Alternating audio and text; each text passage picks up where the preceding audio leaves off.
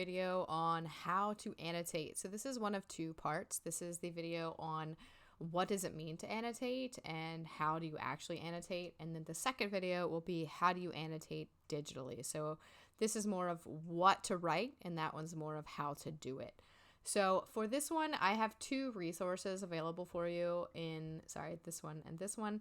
They're both available for you on Schoology, but this first one is talking about just general annotations, specifically more for fiction, but it kind of talks about what you should be doing. And then this other one is more about nonfiction specifically, like what you could comment on and make connections with. So the idea of annotating is when you are interacting with and connecting to, and I say having a conversation with a text as you're reading it. So sometimes it takes more than one read to have really successful annotations. Sometimes you do have to read it multiple times.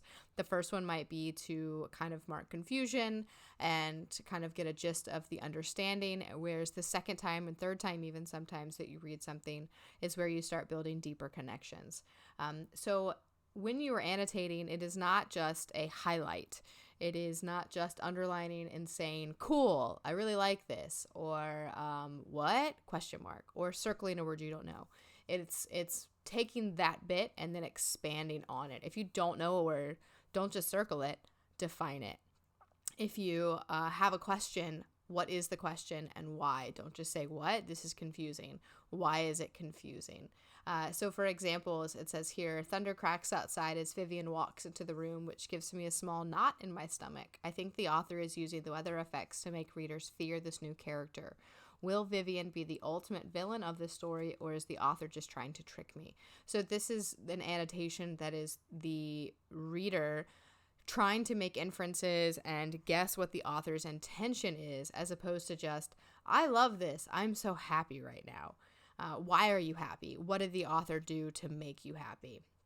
Here's this other example of, wait, what? I don't understand. Instead of saying that, maybe you go here. The author keeps taking us back to this post office. This is the third time we've been here, so I'm wondering what's significant about this. I think it might be symbolically important, but I don't get it. Author, what's with your post office obsession? So it's making noticings about the text. So you can describe what's missing. You're changing feelings towards characters. Why is it phrased in a particular way? Do you agree or disagree? And why? Connections to other texts, things like that. So you're interacting as if you are talking to the author on the paper. You are writing them questions. You are also making connections with yourself. So it's like note-taking. For nonfiction specifically, so for like article of the week, this would really help you.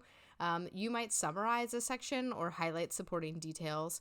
I like to sometimes mark like where is the argument and where are the supporting details that support and back up that argument. Maybe you inference things and highlight supporting details. That could be for fiction or nonfiction. How does the title connect? Is it opinion-based or is it fact-based? And how do you know? Again, that text to self, text to world, text to text connections, you could also use, that says it right there. I wonder questions are really great.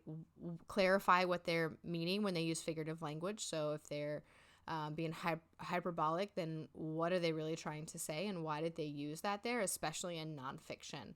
And then maybe cause, effect, problem, solution, things like that. And so it's more than just saying, I like this, I don't like this, and highlighting things without telling me why. So again, this is all on Schoology for you. When I see your annotations, I don't just want to see an underline or a circle. I want to see good conversations within the text. And that's kind of what an annotation is. So it's just notes and conversations within a text. You can write in the margins. I'm going to show you how to do it digitally in the other video so that you can be aware of how to do it. You can also print out things and do it that way as well. So I hope this helped with going over kind of like what it means to annotate. Again, feel free to ask any questions in class if you need to. And otherwise, I will see you in the other video.